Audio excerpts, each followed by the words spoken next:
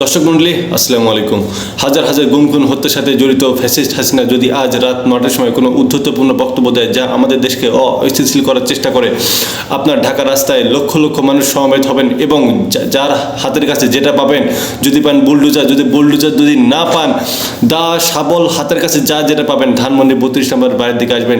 এই বাংলাদেশের বুকে যে অভিশপ্ত বাড়িটা আছে, যেই বাড়ি থেকে স্বৈরের শাসক তৈরি হয়, যে বাড়িটা এই দেশকে ধ্বংস করে দিয়েছে, ওই বাড়িটাকে আমরা ধ্বংসলীলা চালিয়ে যাব।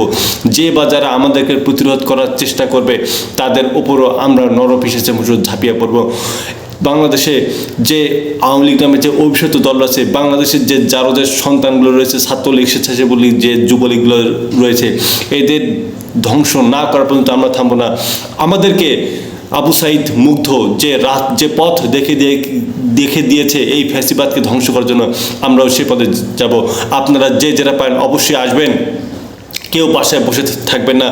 এই ফ্যাসিবাদের যে শক্তি এখনও এই দেশে রয়েছে, সেই শক্তিকে আমরা ধ্বংস করে দেব। আসুন, আপনারা আসবেন, দলে দলে আসবেন, গান গাইতে আসবেন, আপনারা যেটা পারেন আপনারা আসবেন। কোনো ভয় নেই, কোনো ভয় নেই। যারা ৫ই আগস্টের আনন্দ উল্লাস করতে পারেননি, যারা এই ফ্যাসিবাদের এখনও যে রাগ ক্ষোভ পুষে নিয়েছেন, আজকে সেই রাগ ক্ষোভ লালসা আপনারা সব মিটাবেন।